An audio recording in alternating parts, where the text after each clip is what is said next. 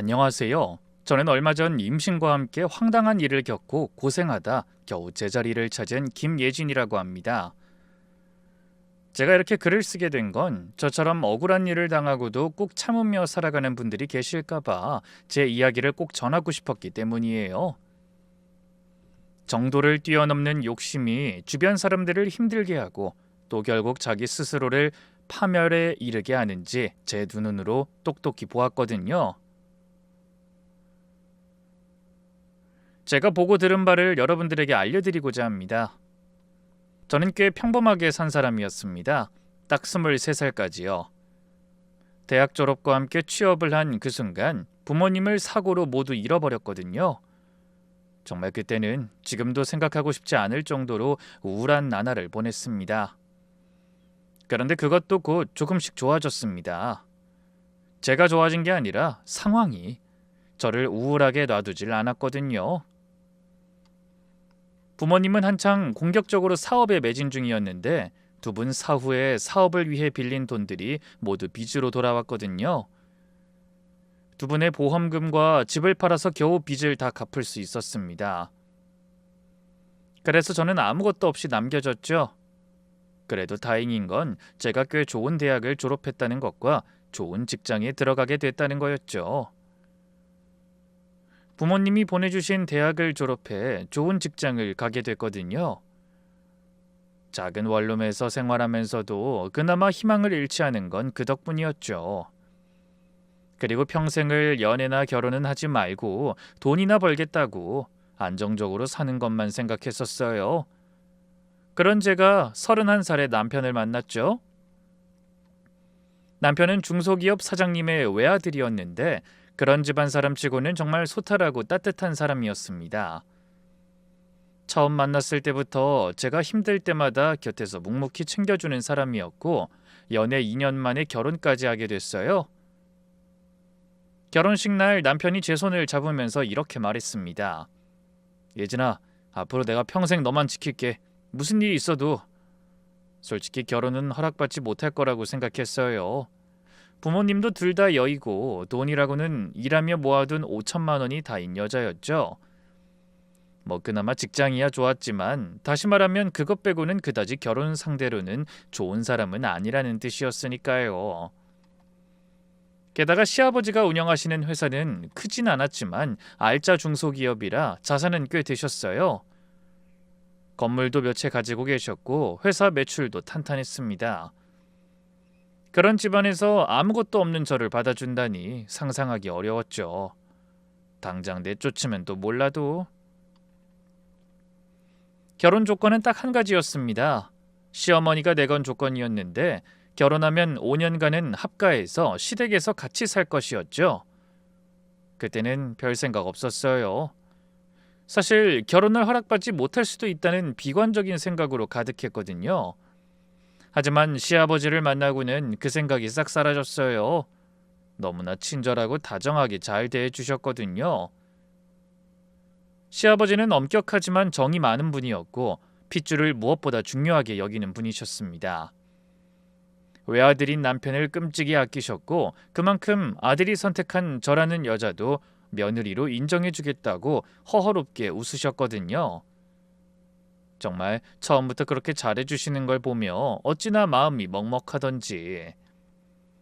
며느리 사랑은 시아버지라는 말처럼 시아버지는 저를 항상 배려해주려 노력하셨어요. 명절 때 제가 음식 준비를 도우려고 하면 오히려 가사 도우미도 있는데 우리 며느리가 왜 준비를 해? 앉아있어. 손에 물 하나 묻히지 마. 라고 하실 정도로 다정한 분이셨습니다. 문제는 시어머니였어요. 사실 첫 만남에서는 좋은 인상을 받았어요. 그런데 알아가면 알아갈수록 점점 시어머니의 행동이 이중적이라는 걸 느꼈습니다. 겉으로는 자상한 어머니 행세를 했지만 남편과의 사이에는 항상 보이지 않는 벽 같은 게 있었거든요. 남편이 시어머니를 어머니라고 부를 때마다 시어머니의 눈 속에 뭔가 차가운 게 스치는 걸 저만 느꼈던 걸까요? 저한테도 마찬가지였어요. 웃으면서 말하는데 눈은 웃지 않는 사람이랄까요? 며느리인 저한테도 항상 한 발짝 거리를 두는 느낌이었습니다. 시어머니가 밥상을 차려주실 때도 남편한테는 반찬을 더 놓아주면서 저한테는 젓가락질 한 번 더 안 하시더라고요. 사소한 건데 그런 게 쌓이면 느껴지잖아요. 그런 시어머니가 결혼 초에 저한테 이런 말을 한 적이 있어요. 예, 이 집에서 오래 살려면 눈치가 빨라야 해. 알겠니? 네, 어머니, 잘 배울게요. 배우는 게 아니라 알아서 해야지. 이 집에서 가르쳐주는 사람 없어. 네가 시아버지 예쁨 좀 받는다고 해서 네가 해야 할 일들이 없어지는 건 아니다. 특히 되지도 않는 돈 몇 푼 안 되는 일 한다고 거들먹거리면서 남편 내조 뒷전인 거, 난 그런 거 두고 못 봐. 그러니 일은 그만두는 게 좋겠구나. 어머니, 죄송하지만 제가 이렇게 일을 그만두기에는 아까운 직장이에요. 여러모로 도움이 되고 가게에 도움이 될 수도 있으니까. 너 내가 이 결혼 처음에 반대한 거 모르지? 그러니까 네가 나한테 그런 말 할 수 있는 거겠지. 난 지금이라도 네 시아버지한테 말해서 너랑 우리 아들 갈라놓게 할 수 있어. 그렇게까지 안 하는 이유는 네가 잘할 수 있을 거라고 생각하기 때문이다. 그러니까 알아서 잘 처신했으면 좋겠어. 그 말을 듣고는 솔직히 일을 계속하겠다는 말을 못하겠더군요. 시어머니 말 한마디에 남편과 이혼하게 될지도 모른다고 생각하니 오금이 저려올 정도였거든요. 결국 시어머니의 말처럼 일을 그만두게 됐습니다. 정말 너무 소중했던 일자리였어요. 하지만 시어머니의 요구를 들어줄 수밖에 없었어요. 가족이 제게는 더 소중해졌으니까요. 그 이후로 저는 임신을 하려고 무던히 애썼습니다. 가족을 빨리 이루고 싶었거든요. 부모님을 여의고 나니 아이를 많이 낳고 싶어지더라고요. 그렇지만 시댁에서 합가 중이라는 환경 탓인지 생각보다 빨리 아이가 들어서진 않더군요. 그렇게 2년 정도 지나자 명절이나 가족 모임 때마다 친척분들이 임신 이야기를 꺼내기 시작했습니다. 남편의 큰 숙모께서도 제 손을 잡으며 말하셨어요. 아무 소식 없어? 우리 조카가 외아들인데 얼른 태기가 있어야지. 그때마다 시어머니가 사람 좋은 웃음을 지으며 먼저 나서더라고요. 아이고 큰언니, 요즘 젊은 애들이 뭐가 급해요. 신혼 다 즐기고 해도 되지. 애는 늦게 가져도 돼요, 늦게. 그래도 시어머니가 그럼 어떡해? 손주가 빨리 보고 싶지 않어? 아이 전 괜찮아요. 젊은 것들 알아서 하겠지. 괜히 부담 줄 필요 있나? 친척분들은 시어머니가 며느리한테 참 이해심 많다고 칭찬하더군요. 저도 그때는 시어머니가 저한테 부담을 안 주려고 배려해 주시는 거라고 고마워했습니다. 그런데 그게 배려가 아니었어요. 훗날 모든 진실이 드러나고 나서야 그 말의 진짜 의미를 알게 됐습니다. 그리고 결혼 3년쯤 됐을 때 정말 너무도 감사한 일이 생겼죠. 바로 저희 부부에게도 아기 천사가 찾아왔거든요. 산부인과에서 초음파를 보낸 날은 정말 감격이었습니다. 축하드립니다. 8주째예요. 아기 심장도 잘 뛰고 있네요. 의사 선생님이 그렇게 말해주신 순간 너무 기뻐서 진료실에서 울었습니다. 남편한테 빨리 알려주고 싶었어요. 산부인과에서 나오면서 남편에게 바로 연락했습니다. 정말? 진짜? 그러고 보니까 그때 잠깐 한국 들어왔을 때 생긴 거네? 내가 당신 옆에 있어야 했는데 미안해. 이렇게 멀리 떨어져 있어서. 일단 뭐든지 조심해. 무거운 것도 들지 말고 뭐든 조심조심. 내가 있었으면 옆에서 다 해줬을 텐데 장기 출장 때문에 이게 무슨 일이야. 그래도 이번 연휴 때 꼭 한국 들어갈게. 응? 그리고 부모님한테 말씀드리는 건 나중으로 미뤄도 될까? 왜? 기쁜 소식인데 빨리 알려드려야지. 아기는 일단 튼튼하긴 한데 자궁에 피고임이 좀 있나 봐. 그래서 한 달만 더 있다가 알리자. 그래, 알았어. 당신 하자는 대로 할게. 어쨌든 연휴에 무조건 갈게. 남편과 그렇게 통화를 한 기쁨도 잠시, 남편이 해외 출장 중에 사고에 휘말렸다는 연락을 받았습니다. 현지에서 교통사고가 났는데 남편이 의식불명 상태로 현지 병원에 실려갔다는 소식을 들었습니다. 불과 몇 시간 전에 통화를 했었는데 저는 전화기를 들고 한참을 멍하니 서 있었어요. 다리에 힘이 풀려서 그 자리에 주저앉았습니다. 시아버지는 남편의 소식을 듣자마자 바로 현지로 날아가셨어요. 저도 가고 싶었지만 임신 초기라 장거리 비행을 하면 안 된다고 했습니다. 의사 선생님이 단호하게 말씀하셨어요. 사모님, 지금 상태에서 장거리 비행은 절대 안 됩니다. 아기한테 위험해요. 지금 자궁 근처 피고임이 꽤 있어요. 만약 무리해서 피가 출혈로 이어지면 착상되어 있던 수정란이 함께 쓸려 배출될 수도 있어요. 결국 시아버지가 현지에서 남편 곁을 지키시는 동안 전 한국에서 시어머니와 단둘이 시댁에 남게 됐어요. 남편이 의식불명이라는 사실에 매일 울면서도 뱃속 아이가 남편이 돌아올 이유가 될 거라고 생각했습니다. 그리고 손주 소식을 들으면 시아버지도 힘을 낼 수 있지 않을까, 그런 간절한 마음이었어요. 시아버지한테 전화로 임신 소식을 알리려 했는데 해외라 통신 사정이 좋지 않아서 연결이 잘 되지 않았어요. 병원이 외진 곳이라 와이파이도 불안정했고 시차 때문에 통화 가능한 시간도 맞추기 어려웠습니다. 그래서 먼저 시어머니한테 임신 사실을 말씀드렸어요. 저녁 식사 후에 시어머니가 거실에 앉아 계실 때 조심스럽게 다가갔습니다. 어머니, 사실 드릴 말씀이 있어요. 뭔데? 시어머니는 TV를 보면서 건성으로 대답했어요. 제가 임신을 했어요. 아직 초기인데 산부인과에서 8주째라고 했어요. 두 분 다 힘드실 텐데 손주 소식이라도 들으면 좀 마음 편하지 않을까 해서요. 시어머니의 반응은 제가 상상한 것과 완전히 달랐어요.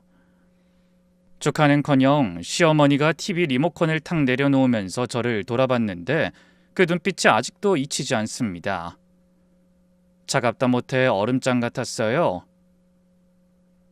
뭐? 임신? 진짜야? 네, 어머니. 산부인과에서 확인했어요. 초음파 사진도 있는데.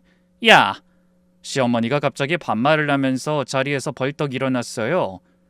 목소리가 완전히 달라져 있었습니다. 네 남편이 해외 나간 지가 넉 달이야, 넉 달. 근데 임신이 8주? 네 년이 딴 놈이랑 붙어먹은 거 모를 줄 알고? 순간 귀를 의심했습니다. 지금 시어머니가 뭐라고 한 건지 머리가 하얘졌어요.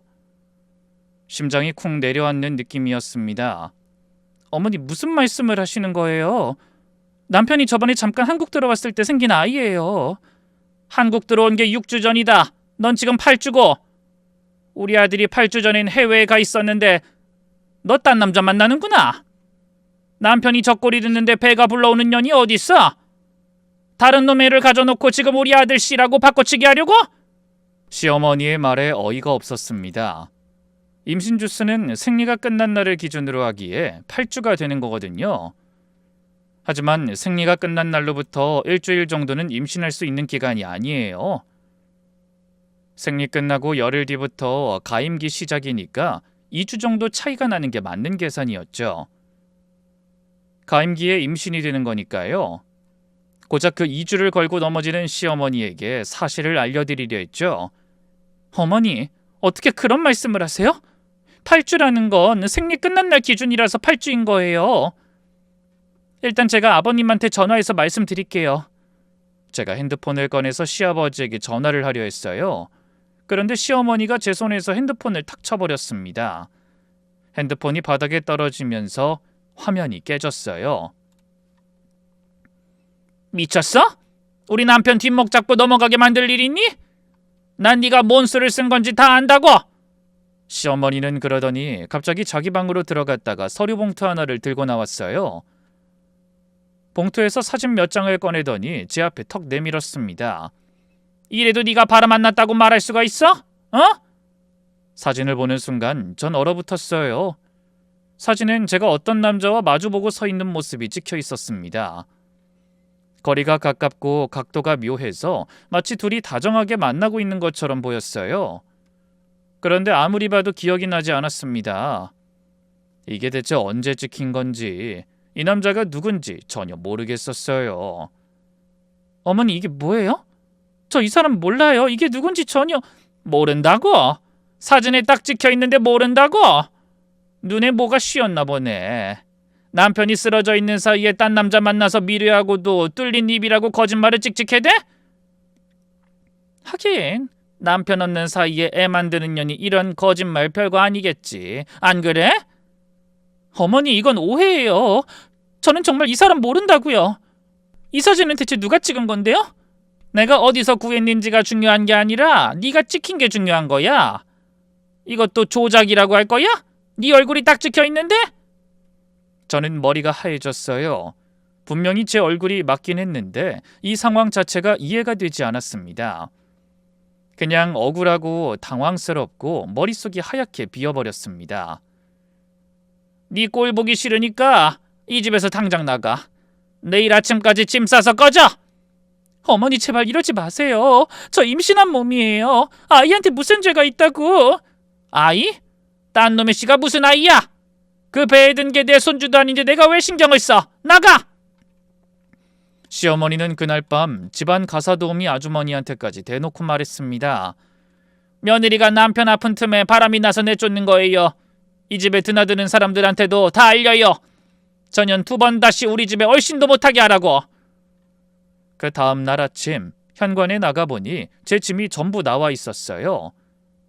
옷까지, 화장품, 가방까지 전부 비닐봉지에 담겨서 현관 밖에 던져져 있었습니다.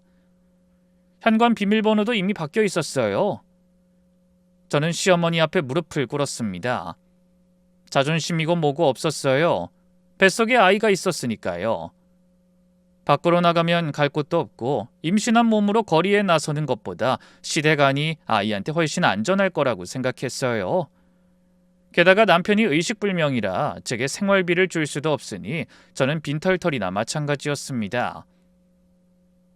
직장도 시어머니 때문에 그만둔 데다가 지금 당장 임신한 몸으로는 입사할 수 있는 곳도 없었어요. 어머니, 제발요. 저 나가면 갈 데가 없어요. 임신한 몸이에요. 아이한테 무슨 일 생기면 어떡해요? 여기서 지내기만 해주세요. 제발요. 뭐든 한다고? 딴 놈 아이 베고 와서 이 집에서 밥축 내겠다고? 정신 나간 년 아니야? 네 뱃속에 애 아빠한테 도와달라고 해. 어머니, 그럼 시아버지한테라도 연락하게 해주세요. 시아버지한테 제 사정을 직접 말씀드리면. 아버지, 지금 네 시아버지가 어디 있는지 몰라서 그러니? 네가 사람이면 조용히 나가. 알아들었어? 어머니, 제발요. 제발 한 번만 전화 한 통만 하게 해주세요. 아이 때문에 그래요. 저는 울면서 매달렸어요. 무릎이 아픈 것도 모르고 바닥에 엎드려서 빌었습니다. 아이를 지키려면 어떻게든 이 집안에 있어야 했으니까요. 밖에 나가면 이 아이가 어떻게 될지 너무 무서웠어요. 시어머니는 제가 우는 꼴을 내려다보면서 코웃음을 쳤습니다. 꼭 이렇게까지 해야 직성이 풀려? 남편 없는 사이에 바람 피우고도 뻔뻔하게 시댁에서 기생하겠다고? 체면도 없어? 일어나서 꺼져. 그리고 남편한텐 벌써 내가 다 말했어. 증거도 다 보여드렸고. 아버지가 네 편을 들었을 것 같아? 아니. 화를 내고 뒤로 넘어가려는 거 내가 진정시키느라 얼마나 힘들었는지 알아? 네? 아버님한테 벌써 말씀드렸다고요? 그래. 아버지도 네 얼굴 보기 싫단다. 전화도 하지 말라고 하셨어. 그러니까 아버지한테 연락해봤자 소용없다. 깔끔하게 포기하고 나가. 그 말을 듣는 순간 온몸에서 힘이 빠졌어요. 시아버지마저 저를 버리셨다면 정말 갈 곳이 없었습니다. 결국 저는 임신 9주의 몸으로 시댁에서 쫓겨났어요. 가진 거라곤 작은 가방 하나와 2천만 원 남짓 들어있는 제 이름으로 된 통장뿐이었습니다. 그런 제 앞에 가사도우미 아주머니가 나오셔서는 잠시 두리번거리더니 제게 쪽지를 쥐어줬습니다. 힘들면 연락해요. 제가 작은 사모님한테 이래저래 도움 많이 받아서 이렇게 모른 체 할 수 없어서 그래요. 그렇게 쪽지만 주고 후다닥 들어가 버리더군요. 그 모습을 보며 그래도 제가 인생을 헛살지는 않았구나 싶었어요. 다만 그뿐이었죠. 아주머니가 도와주신다고 했지만 고지고대로 듣진 않았어요. 그분의 의도를 의심해서가 아니라 저나 아주머니나 피차 힘든 사람인 건 마찬가지일 테고 그런 분을 지금보다 더 힘들게 하고 싶진 않았으니까요. 그래도 쪽지는 잘 보관해뒀어요. 고마움의 표시로요. 쫓겨난 후에 시아버지한테 직접 전화를 걸어봤어요. 그런데 전화가 연결이 되지 않았습니다. 시아버지가 해외에 있을 때는 연결이 안 될 뿐이었는데 며칠 뒤부터는 아예 전화번호가 바뀌어 있었어요. 며칠을 두고 여러 번 시도했지만 매번 없는 번호입니다라는 안내 음성만 나왔죠. 회사 대표 번호로 전화해봤더니 비서가 사장님께서는 현재 해외 출장 중이시라 연결이 어렵습니다 라고만 했습니다. 시댁 앞에 가서 기다려보기도 했어요. 아침부터 저녁까지 시댁 건물 앞에 서 있었는데 가사도우미 아주머니가 나와서는 사모님이 오지 말라고 하셨어요. 경비한테도 연락해놨으니까 계속 계시면 경찰 부른대요. 라고 했습니다. 결국 만나지도 못하고 돌아왔어요. 처음에는 의아했어요. 시아버지가 왜 번호를 바꾸셨을까? 해외에서 무슨 일이 더 생긴 건 아닐까? 남편 상태가 더 나빠진 건 아닐까 하는 두려움이 밀려왔습니다. 그리고 시간이 지나면서 의아함은 서서히 배신감으로 바뀌어갔어요. 아무리 시어머니 말을 들으셨다고 해도 며느리 말 한마디 안 들어보시고 일방적으로 내치시다니. 그렇게 잘해주시던 시아버지가 어떻게 이럴 수 있을까? 밤마다 원룸 천장을 보면서 눈물을 흘렸습니다. 시아버지한테까지 버림받았다는 생각에 세상에 혼자 남은 것 같았어요. 저는 친정 부모님을 일찍 여의어서 갈 곳이 없었어요. 가진 저축으로 겨우 보증금 2천만 원짜리의 작은 원룸을 하나를 구했습니다. 5평도 안 되는 방에 짐을 풀면서 몇 달 전까지 시댁에서 살았다는 게 꿈만 같았어요. 예전에 다니던 직장이나 제 스펙으로 갈 만한 직장을 알아봤지만 임신 중이라 채용이 어렵다는 말만 들었습니다. 그렇다고 무턱대고 놀 수도 없어서 식당 서빙을 시작했어요.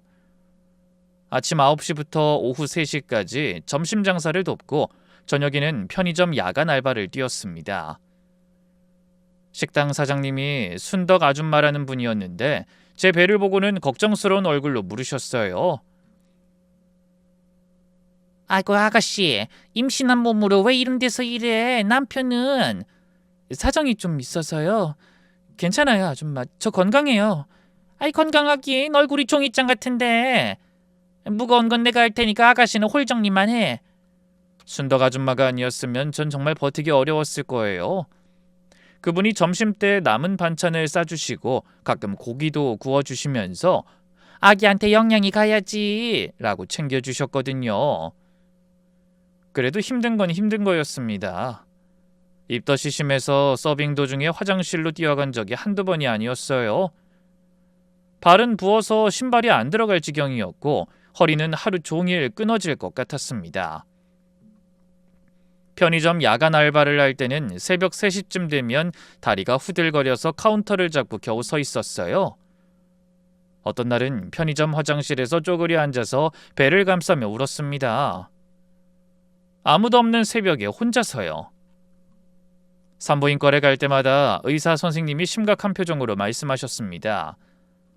아이 사모님, 빈혈이 심하고 조산 위험이 있어요. 무리하시면 진짜 안 됩니다. 입원을 고려하셔야 해요. 선생님, 그 입원비가 지금은 형편이 안 돼요. 그래도 이러다가 아기한테 무슨 일 생기면 많이 후회하시지 않으시겠어요? 입원비를 낼 형편이 안 됐어요. 그래서 약만 받고 돌아 나왔습니다. 의료비 지원이 돼서 다행이긴 했죠. 그래도 일을 쉴 수가 없었습니다. 이 아이가 뱃속에서 발차기를 할 때마다 남편 생각이 나서 눈물이 났지만 울고만 있을 순 없었어요. 이 아이는 남편이 제게 남겨준 유일한 선물이니까 무슨 일이 있어도 지켜내야 한다고 매일 밤 이를 악물었습니다. 임신 7개월이 됐을 때 몸 상태가 급격히 나빠졌어요. 어느 날은 식당에서 서빙 도중에 갑자기 어지러워서 쟁반을 떨어뜨리고 쓰러질 뻔했습니다.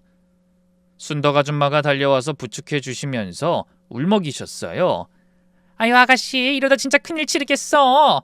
내가 돈 좀 빌려줄 테니까 좀 쉬어. 어? 아줌마, 감사한데 빌린 돈은 갚아야 하잖아요. 저 괜찮아요. 조금만 더 버틸게요.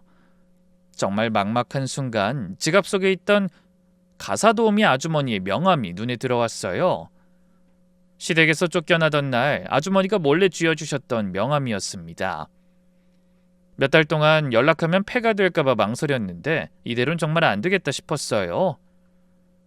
전화를 해서 자초지종을 물어보고 지금 시댁이 어떤 상태인지도 알아볼 생각이었습니다. 만약 괜찮으면 시아버지와 다시 한번 전화 연결을 해볼 생각이기도 했고요. 큰맘 먹고 전화를 걸었습니다. 아주머니, 저 예진이에요. 시댁에서 쫓겨난... 어머, 연락하실 줄 알았어요. 아니, 너무 늦게 하셨어요. 지금 괜찮으세요? 아기는요? 아주머니, 솔직히 좀 힘들어요. 요즘 시댁 분위기는 어때요? 요즘 상황이 좀 이상하긴 해요. 그때 작은 사모님 쫓아낸 것도 이해가 안 가긴 했는데. 이상하다뇨? 아주머니의 목소리가 낮아졌어요. 사모님이 작은 사모님 쫓아내신 후에 이상한 서류 작업을 엄청 하고 계세요. 서재에서 도장도 여러 번 찍는 걸 봤고 법무법인에서 사람들이 자주 오가더라고요.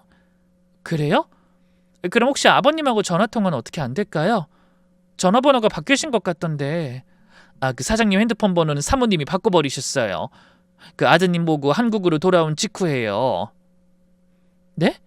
시아버지 전화번호를 시어머니가 바꿨다고요? 네, 사장님 전화번호가 불길해서 아들이 사고가 났다고 전화번호도 바꾸고 집도 바꾸고. 결국 저도 본가가 아니라 외곽 주택 쪽에서 숙식하며 일하고 있거든요.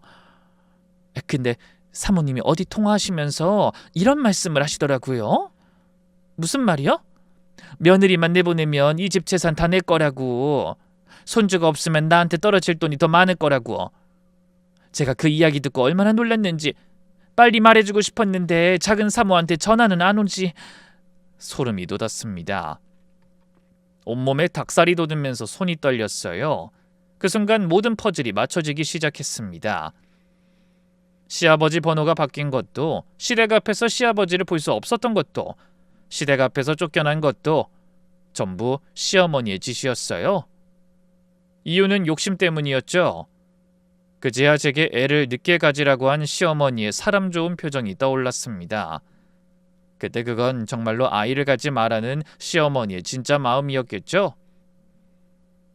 시아버지의 핏줄인 손주가 태어나는 게 싫었던 거예요. 손주가 생기면 시아버지의 재산이 핏줄에게 가게 되니까 임신 자체를 늦추려고 저렇게 분위기를 그렇게 몰아간 거였다는 걸 알게 되니 진짜 소름이 쫙 돋았습니다. 동시에 시아버지한테 배신당했다고 생각하며 울었던 그 밤들이 떠올랐습니다. 시아버지는 저를 버린 게 아니었어요. 시어머니가 우리 사이를 완전히 끊어놓은 거였습니다. 그리고 딴 놈의 씨라는 말도 저를 쫓아낸 것도 전부 재산을 위한 각본이었던 거예요. 제가 임신하는 걸 애초에 막으려고 했는데 제가 덜컥 임신을 해버렸으니 아이 쫓아내기로 마음먹은 거였어요. 가사도우미 아주머니는 얼마 전 송사에 휘말려 크게 곤혹을 치른 적이 있었는데 좋은 변호사를 만나 잘 해결했다며 변호사 한 분을 소개시켜 주셨어요.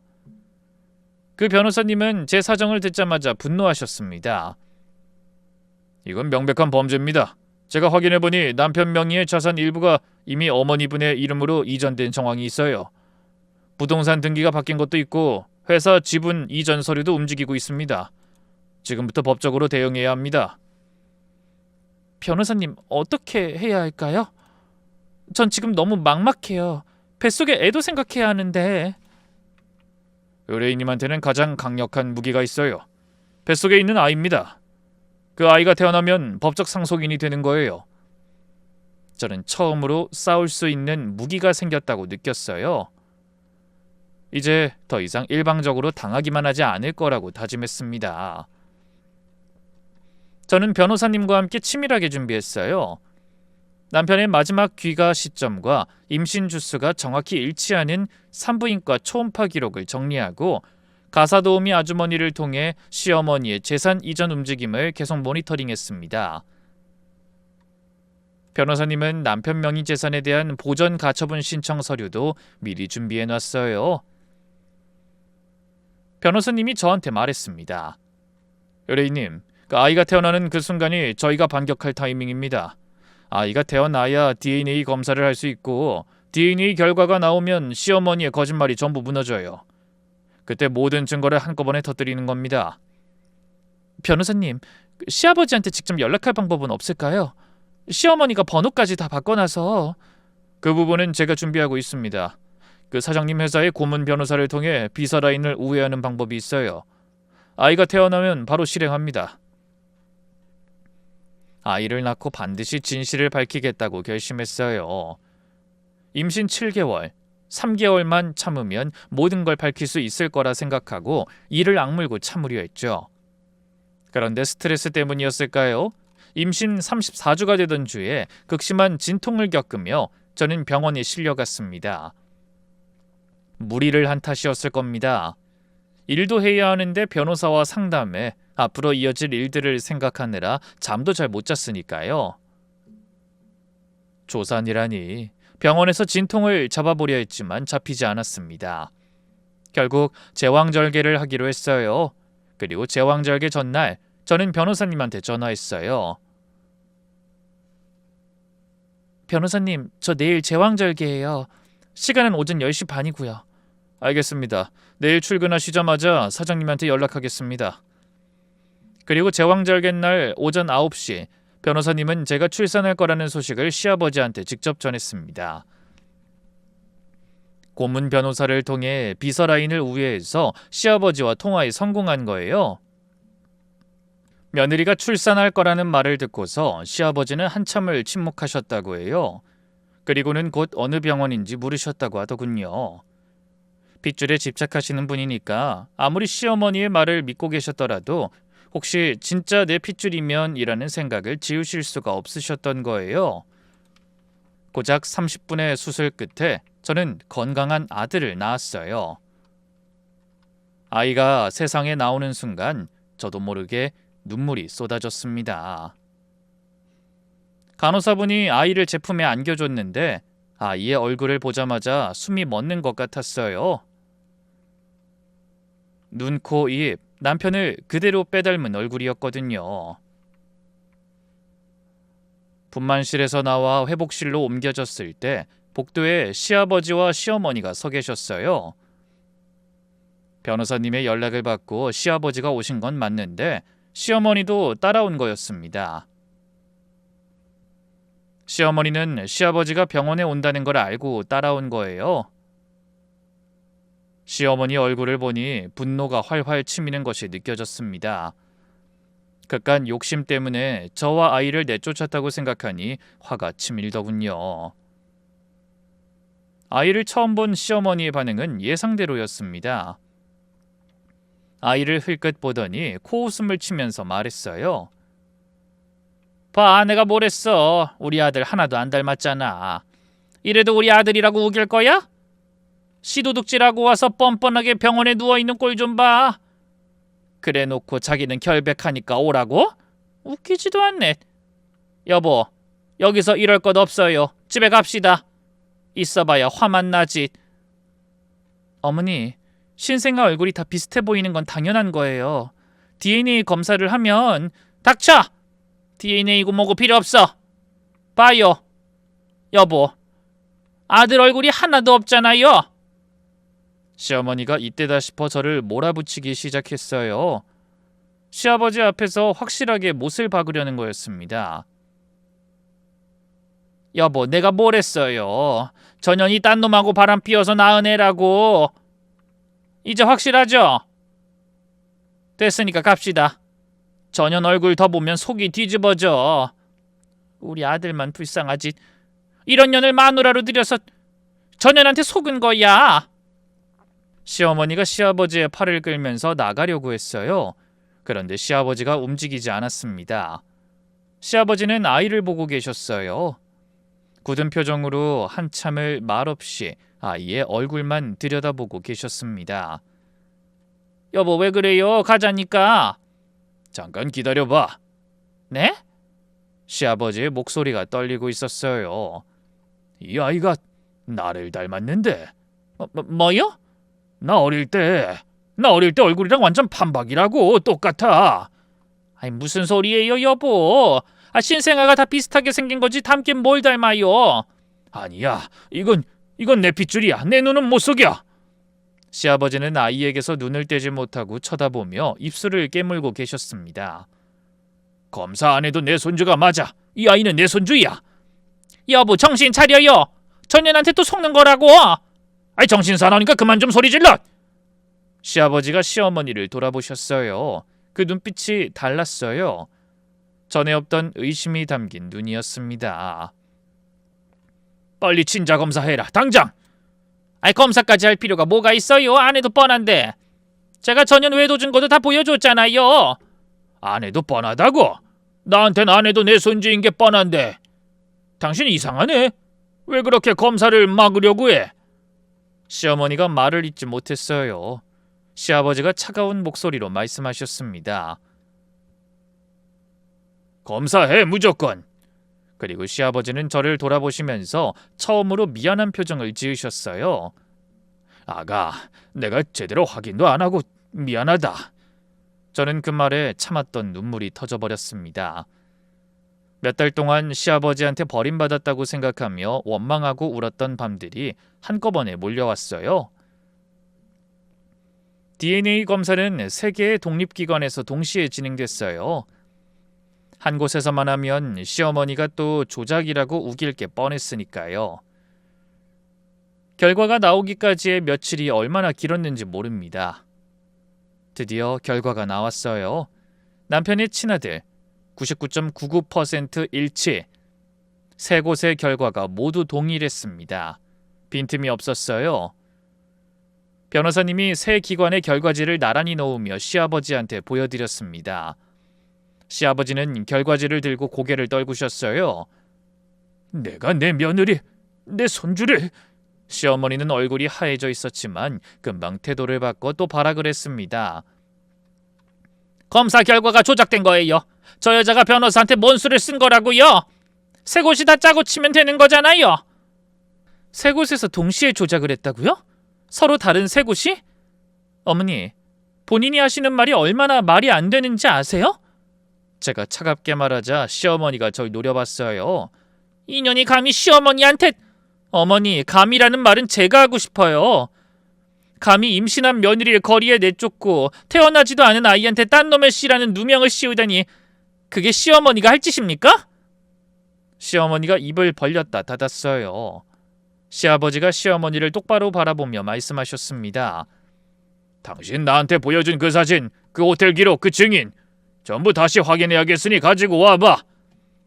저는 딸랑 사진 한 장 받았는데 시어머니가 준비한 증거는 3가지나 되더군요. 결국 시아버지의 변호사가 다시 다 재조사했습니다. 그리고 진실이 하나둘 드러나기 시작했죠. 시어머니가 보여줬던 그 사진, 제가 어떤 남자와 마주보고 있던 그 사진의 원본 영상을 보면 제가 마트 앞에서 지나가는 사람한테 길을 물어보는 장면이었습니다.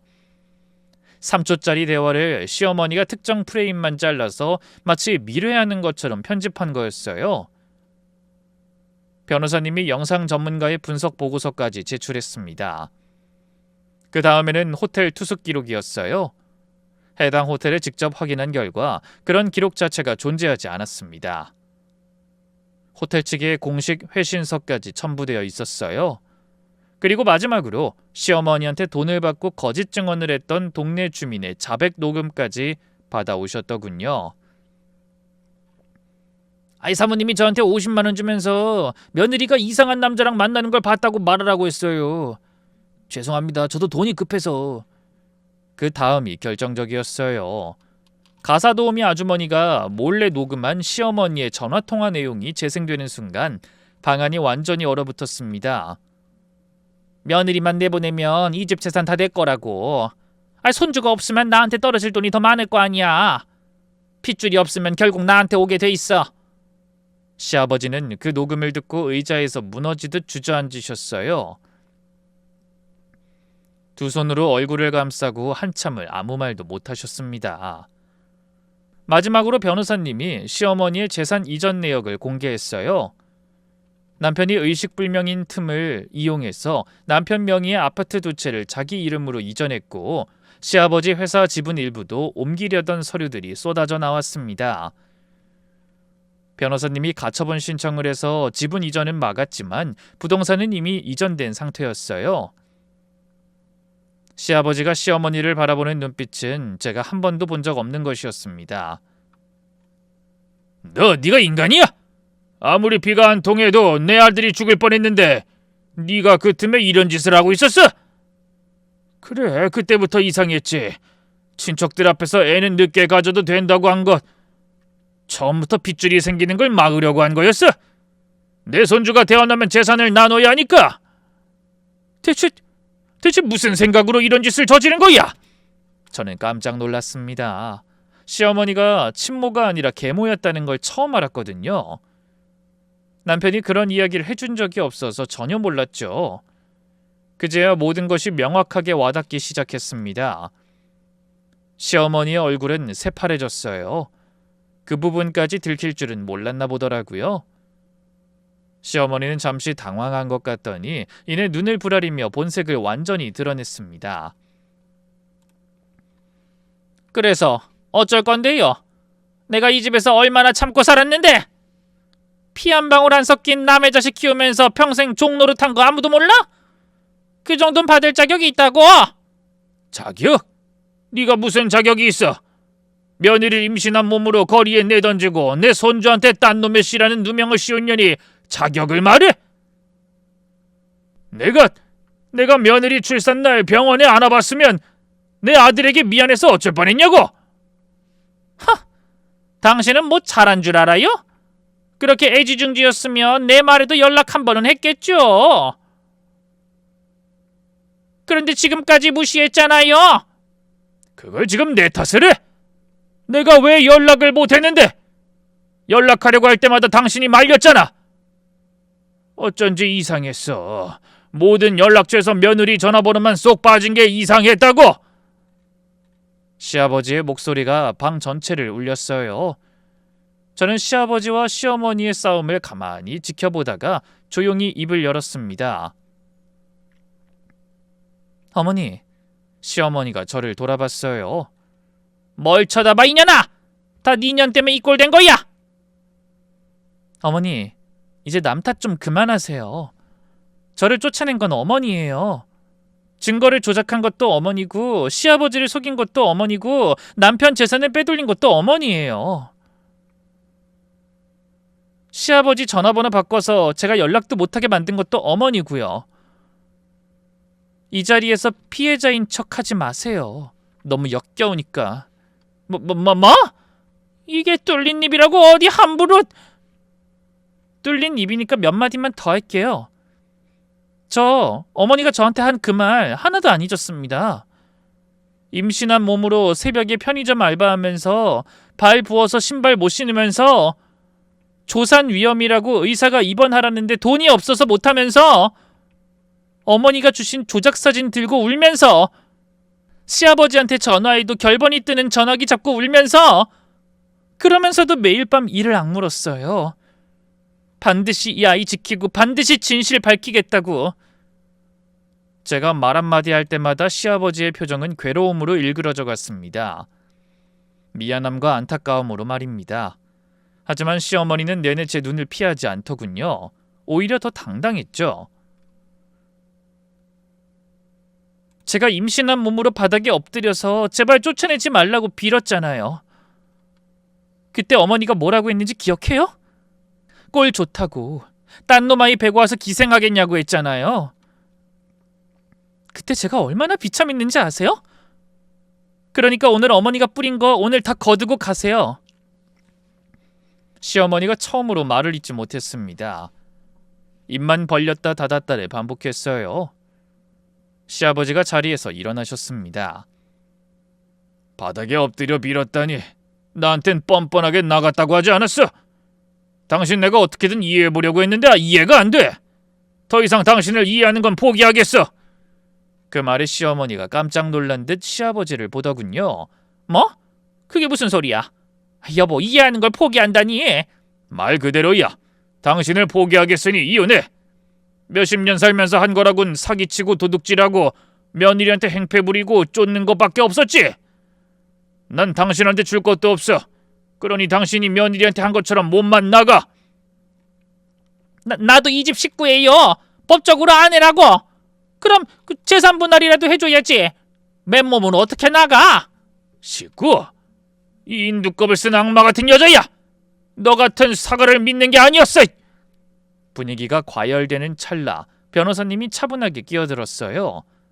사모님, 증거 위조, 사기, 재산 횡령은 형사범죄입니다.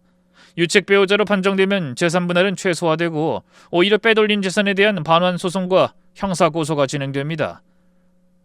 사모님이 법적 권리를 말씀하시려면 먼저 본인이 저지른 불법 행위에 대한 책임부터 지셔야 합니다. 시어머니의 얼굴이 새파랗게 질렸어요. 시아버지는 즉시 이혼을 통보하셨고 변호사님은 시어머니의 불법 행위를 근거로 유책 배우자 판정을 이끌어내서 재산 분할을 최소화했습니다. 동시에 형사고소와 민사소송도 진행됐어요. 저는 퇴원 후 다시 시댁으로 돌아가게 됐고요. 시어머니는 이혼 재판 끝나기 전엔 절대 못 나간다며 시댁에 머물고 있었는데 그걸 못마땅하게 생각한 시아버지는 저와 아이를 시댁에 들일 때 사람을 붙여줬습니다. 저희 여편네가 아기랑 며느리한테 해코지하려거나 나쁜 짓 하려는 게 보이면 바로 전화하세요. 그리고 각 방의 문을 잠그고 특히 서구와 안방문은 걸어 잠그고 저 여자가 들어가지 못하도록 막아요.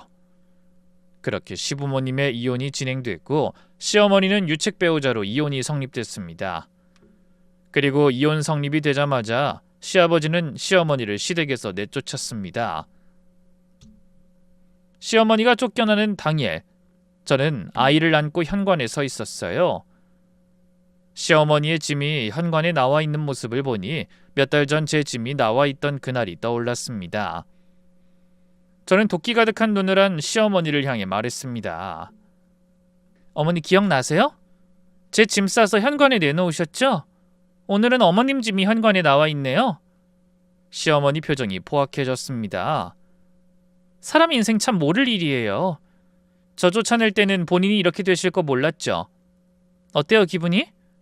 남의 눈에 눈물 흘리게 만들었다가 본인 눈에 피눈물 흘리게 된 기분요. 인연이 욕할 기운 있으신 거 보니까 밖에 나가서도 잘 사시겠어요. 그럼 멀리 안 나갑니다. 안녕히 가세요.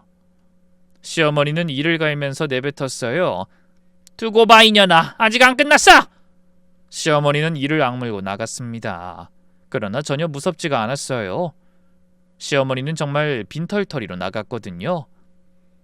다 뺏기고 위자료로도 뺏기고 손해배상으로도 뺏기고 여튼 이리저리 탈탈 털렸죠. 그리고 시어머니가 쫓겨난 후 기적 같은 일이 일어났어요. 병원에서 연락이 온 겁니다. 남편이 의식을 되찾았다고요. 남편은 제가 시댁과 연락이 끊긴 동안 한국에 들어와 있었어요. 알고 보니 제가 쫓겨나고 한 달 정도 뒤에 의식은 없었지만 바이탈도 안정적이고 호흡기 문제가 없어서 한국으로 이송했다고 하더군요. 그렇게 한국에 돌아오고서도 장기간 의식불명이었던 남편이 기적적으로 깨어난 거예요. 그 소식을 들었을 때 저는 아이한테 분유를 먹이고 있었는데 전화기를 떨어뜨릴 뻔했습니다. 시아버지가 직접 남편한테 그동안 벌어진 모든 일을 말씀하셨어요. 제가 겪은 일, 시어머니의 공작, DNA 검사 결과, 아들이 태어난 것까지 전부요. 남편의 반응은 시아버지도 놀라셨을 정도로 격렬했다고 합니다. 병상에서 소리를 지르며 울었다고요. 여보 미안해. 내가 곁에 없어서 당신이 그런 고생을 하게 해서. 괜찮아요 당신. 당신이 살아서 돌아오는 것만으로 충분해요. 진짜로요. 우리 아이 건강해? 아들이라며. 네, 잘 먹고 잘 자요. 아버님이 너무 잘해주셔요. 오해 푸시고는 진짜 부담스러울 정도로 잘해주셔. 고마워. 혼자서 이 아이를 지켜줘서. 태어나면 내가 다 할게. 그리고 내가 다 갚을게, 평생. 남편이 전화기 너머로 울었습니다. 저도 참았던 눈물이 터져나왔어요. 남편이 한국으로 돌아와 재활을 시작했어요. 회복하면서 시어머니가 저지른 일의 전모를 직접 하나하나 확인했습니다. 서류를 보고 녹음을 듣던 남편의 얼굴이 굳어졌어요. 한참을 아무 말도 못했습니다. 아무리 그래도 뱃속에 애한테 이런 몹쓸 짓을... 나한테 차가운 건 알고 있었지만 설마 진짜 이런 짓을 저지를 줄은 몰랐어. 여보, 나를 키운 사람이 내 아내를 임신한 몸으로 쫓아내고 내 아이를 딴 놈의 씨라고 하고 내 재산을 빼돌렸다고? 남편의 눈에 제가 한 번도 본 적 없는 차가운 분노가 서려 있었어요. 남편이 조용히 말했습니다. 솔직히 이혼은 너무하다 싶었는데 이혼이면 양반이었네. 아버지가 많이 참으셨어. 그렇게 무사히 아들은 첫 돌을 맞이하게 됐습니다. 시아버지, 친척분들, 남편 친구들이 모두 모인 자리에서 아이의 첫 번째 생일을 축하하고 있었죠. 남편도 많이 회복해서 아이를 안고 환하게 웃고 있었고 시아버지는 손주를 보실 때마다 눈을 못 떼셨습니다. 그런데 행복한 분위기 속에서 갑자기 밖에서 소란이 일어났어요. 비켜! 나도 이 집안 사람이야. 비키라고! 손 치워! 내 손주 돌잔치 보러 왔는데 니들이 뭔 수로 날 말려! 시어머니였습니다. 이혼 후 재산도 잃고 형사재판까지 받으면서 완전히 나락으로 떨어진 시어머니가 마지막 구명줄이라도 잡겠다는 심산으로 돌잔치장에 난입한 거예요. 행사장 문을 밀치고 들어온 시어머니는 초라한 행색이었습니다. 불과 1년 전 시댁에서 명품으로 치장하고 다니던 그 사람과는 완전히 다른 모습이었어요. 하지만 눈빛만은 여전히 도끼가 가득했습니다. 여보, 당신이 이러면 안 되지. 애미 없는 자식 키워준 공도 있는데 이렇게 단물만 다 빨아먹고 날 버려? 당신이 그러고도 인간이야? 시어머니는 시아버지한테 소리치기 시작했습니다. 딱 봐도 하객들에게 유언비어를 퍼뜨려 자신이 돌아갈 자리를 마련하려는 것처럼 보였죠. 하객들이 웅성거리기 시작했고 분위기가 순식간에 얼어붙었습니다. 돌잔치에 온 어르신들이 눈살을 찌푸리셨고 아이가 시끄러운 소리에 울음을 터뜨렸어요. 시아버지가 시어머니를 밀어내며 말씀하셨습니다. 이 여자가 말이면 다인 줄 알아? 아무리 따지고 싶어도 내 손주 돌잔치에 넌 오면 안 되지. 이 손주가 당신 때문에 귀한 목숨 부지 못하고 조산으로 죽을 뻔했는데 어디라고 여길 와? 자식 키워준 공, 그 공 덕분에 당신이 깜빵 안 가고 지내는 거야. 자식 새끼 없는 동안 집안 재산 빼돌리려던 인간이 뭐? 그래도 내가 키운 건 맞는 말이잖아. 갈 데가 없는 건 네가 자초한 거야. 내 손주 돌잔치에 와서 행패야. 그러다가 시어머니의 눈과 제 눈이 마주쳤어요. 시어머니의 표정이 순간적으로 돌변했습니다. 동정을 사려던 연기를 집어던지고 본색이 나온 거예요. 다 인연 때문이야. 인연이 집안을 망쳐놨어. 인연 없었으면 내가 이 꼴이 됐겠어? 내가 없었으면 이 집안이 돌아가기나 했겠어? 시어머니가 저를 향해 손가락질하며 소리를 질렀어요. 돌잔치에 온 하객들 앞에서요. 그리고는 남편한테로 돌아서면서 다시 애원을 시작했습니다. 아들아, 엄마야, 엄마. 엄마가 널 키웠잖아. 엄마한테 밥 먹고 학교 가고 아플 때 엄마가 간호했잖아. 엄마를 이렇게 버릴 거야? 넌 이 엄마 믿지? 남편이 아이를 제 품에 안겨주고 자리에서 천천히 일어났어요. 남편의 표정은 차갑게 굳어 있었습니다. 저는 남편이 저런 눈을 하는 걸 처음 봤어요. 엄마라뇨? 제 어머니는 돌아가셨는데요. 내가 널 키웠잖아. 절 키운 게 아니라 아버지 재산 때문에 절 키운 척한 거겠죠. 아버지 밑에서 저 키워준 값 다 받지 않았어요? 명품 가방에 해외여행에 매달 쇼핑에 그 값이면 아들 하나 키운 값 차고도 넘치는데. 그래도 내가 밥도 먹이고 씻겨주고 돌봐줬잖아. 네가 이러면 안 되지. 그거 다 우리 아버지 돈으로 한 거잖아요. 본인 돈 한 푼 쓴 적이나 있어요? 그리고 뭐 돌봐줘? 웃기지도 않은 소리 하지 마세요. 밥도 샤워도 돌봐주는 것도 다 가사도우미 아주머니가 해줬는데 무슨... 이 자식이 엄마한테 감히... 자식? 나를 자식으로 본 적이나 있어? 피 한 방울 안 섞인 남의 자식이라며 본인이 그렇게 말했잖아. 남의 자식 키우면서 종노릇했다고. 싫으면 나가지 그랬어. 당신이 이 집에 있었던 이유는 처음부터 돈이었던 거잖아. 그러면서 엄마라고? 진짜 끝까지 역겹네. 너 이 은혜도 모르는. 아주머니, 오늘 이후로 우리 가족 근처에 오지 마세요. 접근 금지 신청할 겁니다. 스토커로. 시어머니가 할 말을 잃었어요. 입을 벌렸다가 닫았다가 하면서 얼굴이 벌겋게 됐습니다. 그때 시아버지가 일어서서 말했습니다. 몇십 년 살면서 한 거라고는 사기치고 도둑질한 거밖에 없는 여편네야. 그동안 내 돈으로 먹고 입고 잘 살면서 결국 내 뒤통수 쳤지. 당신 얼굴 보기도 싫으니까 당장 나가. 내가 왜 나가? 내가 뭘 잘못했는데? 다 이 집안을 위해서 한 건데. 집안 대 끊기게 만드는 게 집안을 위하는 거야. 당장 나가. 결국 남편의 고종 사촌들이 시어머니를 양쪽에서 잡고 밖으로 끌어냈어요. 시어머니는 끌려나가면서도 끝까지 악을 썼습니다. 다 내 거였다고. 내가 이럴 순 없어. 인연들이 다 짜고 날 쫓아낸 거야. 두고 봐. 절대 이대로는 안 끝나. 하객들의 싸늘한 시선 속에서 행사장 밖으로 끌려나가는 시어머니의 목소리가 점점 멀어졌어요. 아무도 시어머니 편을 들어주는 사람이 없었습니다.